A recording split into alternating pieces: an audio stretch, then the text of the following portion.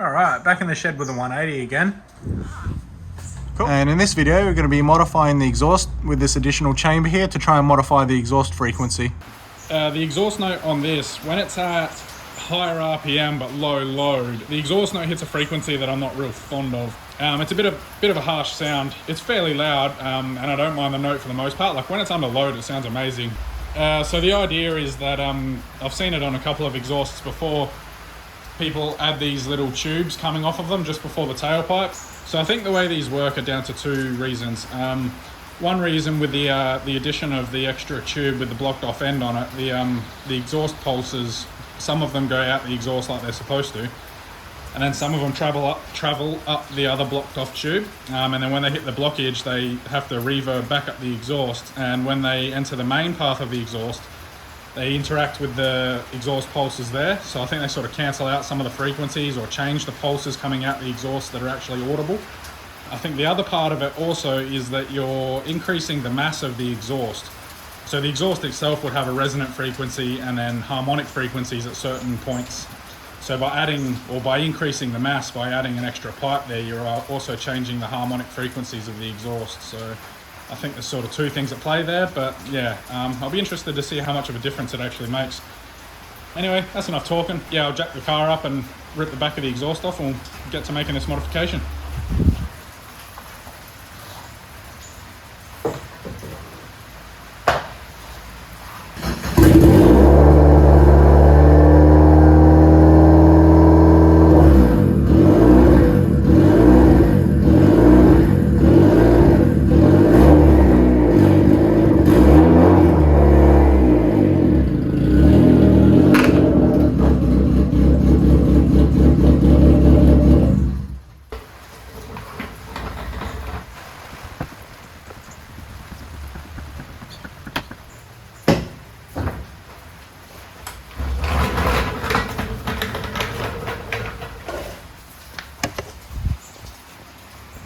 Okay, so the exhaust on this car is nothing special. Just got this resonator at the back here, 3-inch system down to a V-band, so really easy to disconnect this rear portion. Couple of exhaust hangers up there, V-band, and off it comes. So yeah, I'll whip that off.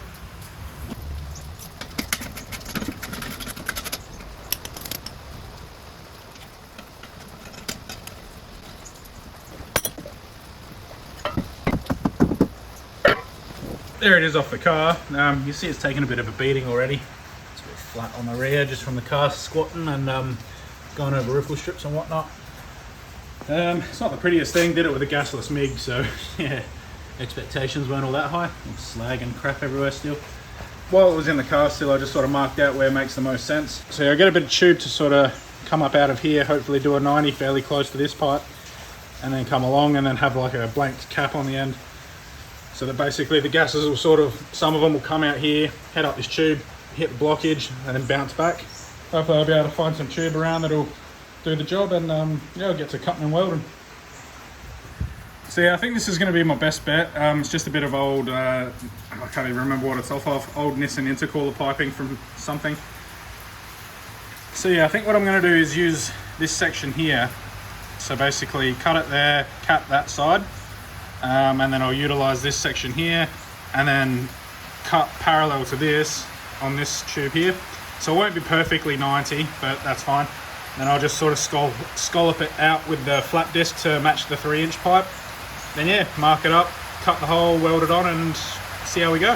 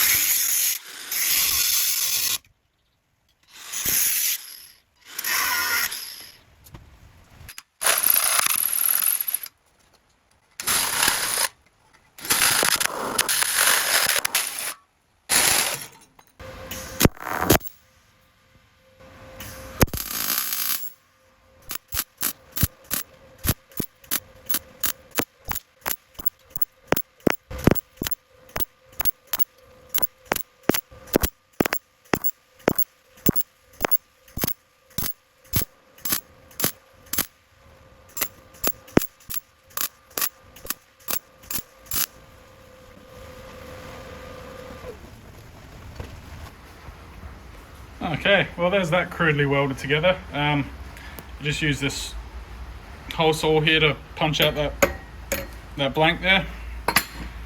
So yeah, just went through, welded around it pretty crudely with the MIG. Yeah, and then just filled up that hole in the middle. So yeah, now just go prep the other pipe and then get it glued on.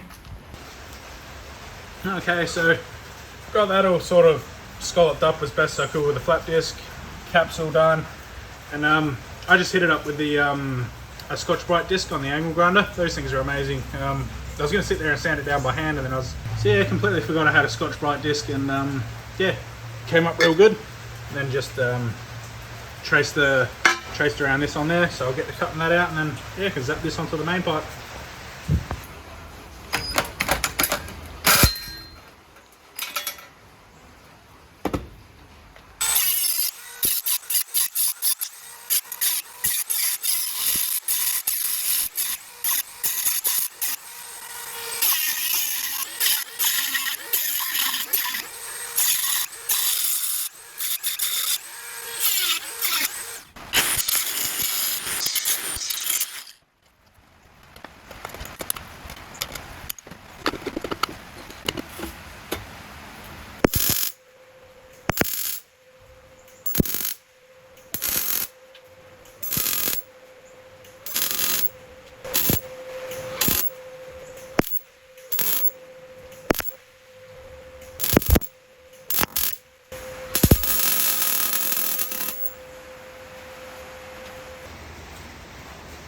Alright, so there it is. Not the prettiest welding I've ever done. Probably should have cleaned the inside of the exhaust pipe before trying to weld. Well, this is more of a proof of concept than anything. If this works, I've been wanting to remake the back part of the exhaust for a while, so if this actually ends up making a difference, I'll incorporate it into the next design. So, I mean, it's pretty sure I'll be very surprised if it makes much difference. On some of the other exhausts I've seen this on, the tubes are larger diameter and probably about double the length as well.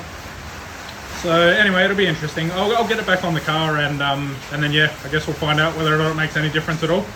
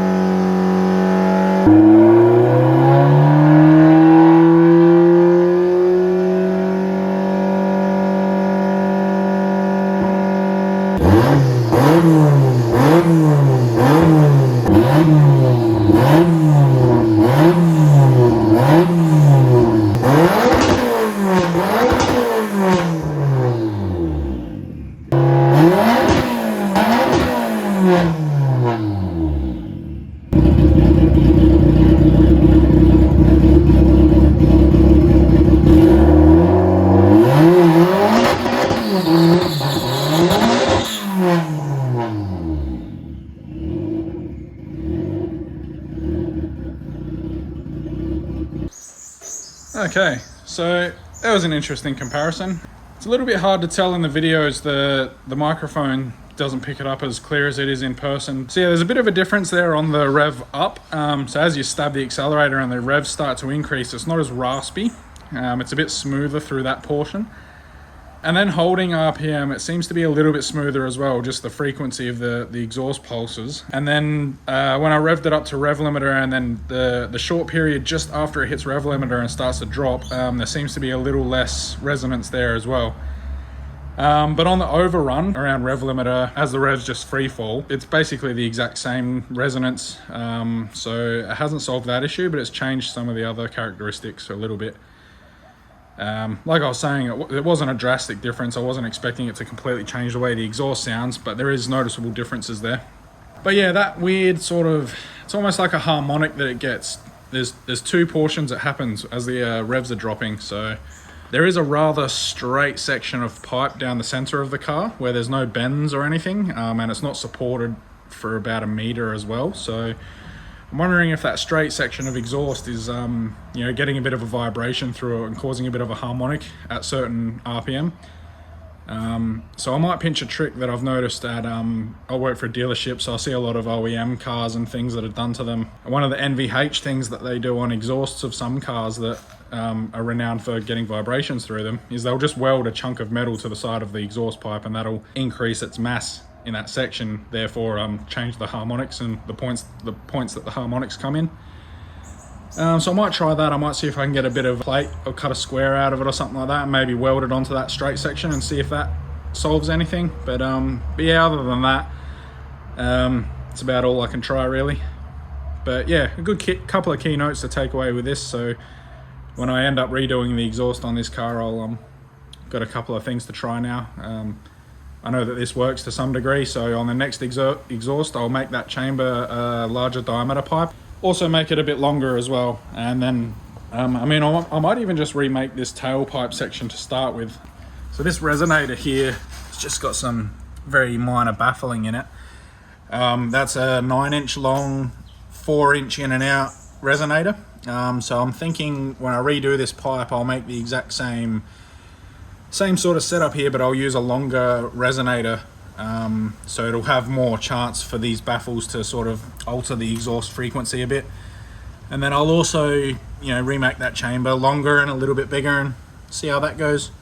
It'll be fun to experiment with that. I'll probably make a separate video just on that when I get around to it. So yeah, be fun to play with. But that's about all I've got time for at the moment without, you know, reinventing the wheel. So just a quick little mod on there. Anyway, I'm hoping the next video I do with the 180 will actually be a driving video. With a bit of luck, Malala Raceway will hopefully release their events calendar for the year, and I can sort of schedule in a couple of things I'd like to do. Yeah, I'd prefer to do like a Matsuri event. It's just a lot more relaxed, but if I have to do a drift practice to get out there, I will. They're just a little bit more faster paced and less time to sort of relax and sort things out if you run into issues. As for this, I'm going to leave it here. I'll wrap this one up, and like always, if you've made it to the end of the video, thanks heaps for watching. It means a lot, and yeah, I'll catch you on the next one.